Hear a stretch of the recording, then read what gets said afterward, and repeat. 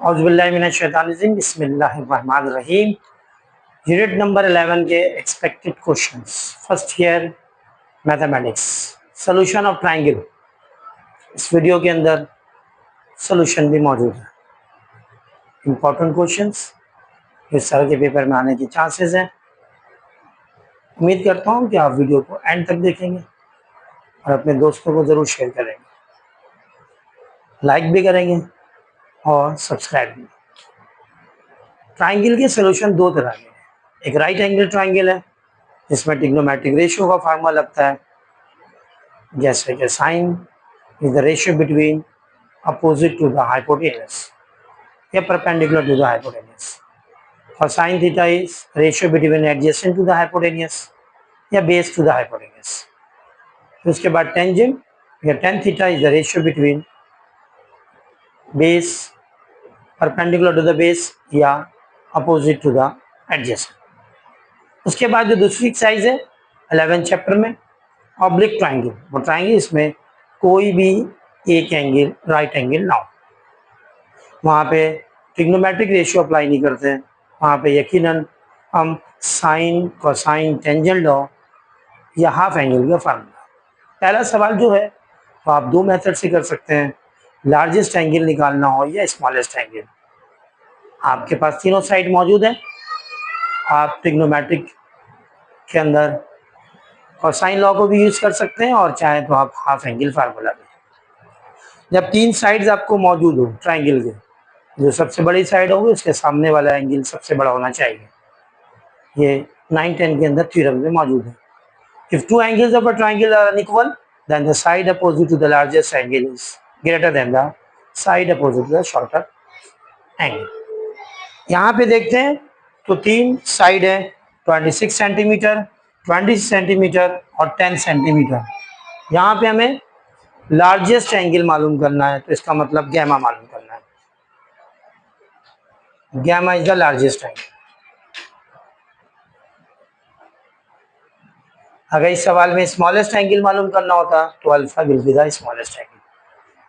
क्योंकि ट्रायंगल के तीन साइड हैं तो कोसाइन लॉ से भी सॉल्व हो सकता है। अगर आपको यहाँ पे देखा जाए तो फार्मूला कौन सा अप्लाई करें कोसाइन लॉ में? कोसाइन लॉ के तीन मुख्तलिफ laws, a square is equal to b square plus c square minus 2bc cos of alpha. लेकिन जो कि गैमा मालूम करना है तो हम यहाँ पे कोसाइन लॉ का ये फार्मूला यूज करेंगे, c square is equal to a square plus b square minus 2ab cos gamma. Rearrange करते हैं तो कॉस गैमा हमारे पास आ जाता है a square plus b square minus c square, ये दोनों इधर आ गया, सी स्क्वायर इधर, इधर आके 2ab डिवाइड हो जाएगा। एक तो मेथड ये है कि इससे गैमा निकालना है। दूसरा तरीका ये है कि हम यहाँ पे हाफ एंगल का फार्मूला लगाएं। साइन का भी हाफ एंगल लगा सकते हैं, कॉस का भी हाफ एंगल। कॉस का हाफ एंगल का फार्मूला ज़्यादा आसान।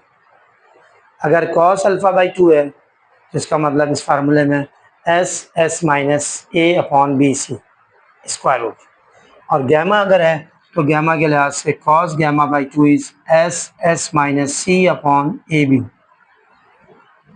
अगर गैमा है तो ऊपर सी आ जाएगा, अगर अल्फा ऊपर तो ए आ जाएगा, अगर बीटा है तो ऊपर बी आ जाएगा।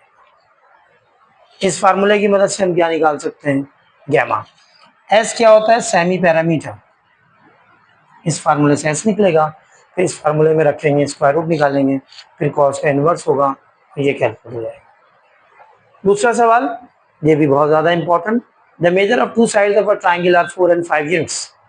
किसी भी ट्रायंगल के दो साइड्स की मेजरमेंट है 4 and 5। फर्स्ट किया कि इसके साइड्स हैं ए बी एंड सी। अब ये तो लेट कर लिया कि इसके साइड्स हैं। कहा जा रहा है find the third side so the angle और sorry area of the triangle is 6 square unit. कहा जा रहा है कि इसके तीसरा साइड मालूम करें अगर इसका एरिया 6 स्क्वायर यूनिट हो। इसको हीरोज फार्मूले से भी करते हैं बस, लेकिन आसान तरीका क्या है कि पहले हम इसको एरिया के फार्मूले से हम गैमा निकाल लें और उसके बाद हम इसको कोसाइन लॉ से करें। यानी सबसे पहले area of triangle is equal to 1/2।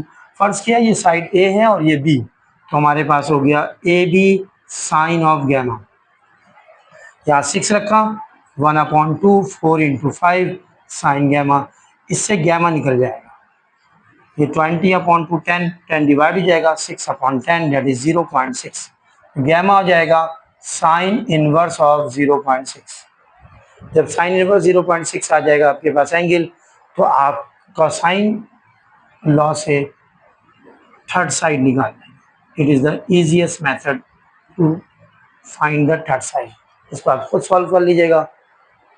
तीसरा सवाल प्रूफ डेट का 11 चैप्टर के आखिरी एक्सरसाइज का। ट्रिग्नोमेट्री की 2 वीडियोस, ये पहली वीडियो, दूसरी वीडियो भी अपलोड किया जाएगा। इसमें 3 सवाल और तीनों मोस्ट इंपॉर्टेंट क्वेश्चन। ये प्रूफ डेट है taking left hand side 1/r square 1/r1 square 1/r2 square 1/r3 square. r1 r2 r3 है क्या? r is the radius of in circle, एक ऐसा सर्कल जो किसी ट्राइंगल की तीनों साइड को टच करे, इन सर्कल कहलाता है। उसका रेडियस होता है इन रेडियस। एरिया अपॉन एस इसका फार्मूला है। तो अगर हम स्मॉल r की वैल्यू रख दें, area upon s whole square. r1 क्या है? स्क्राइब सर्कल का रेडियस, एक ऐसा सर्कल जो किसी 2 साइड को प्रोड्यूस करके इंटरनली टच करे और एक साइड को एक्सटर्नली टच करे, स्क्राइब सर्कल कहलाता है। चूंकि हर ट्राइंगल के 3 स्क्राइब सर्कल होते हैं, तो 3 रेडियस का फार्मूला r1 होता है opposite to the vertex a का स्क्राइब सर्कल। इसका एरिया होता है इसका फार्मूला r1 का होता है area upon s minus a whole square, यानी r1 के फार्मूले में स्क्वायर कर देंगे तो फार्मूले के मुताबिक ये हो जाएगा area upon s minus a whole square. फिर r2 हो जाएगा स्क्राइब सर्कल का रेडियस जो opposite to the vertex b हो, फिर इसी तरह से area upon s minus e whole square. इसको रेसिप्रोकल किया जाएगा, ये वाला टर्म ऊपर चला जाएगा, नीचे एरिया स्क्वायर रहेगा।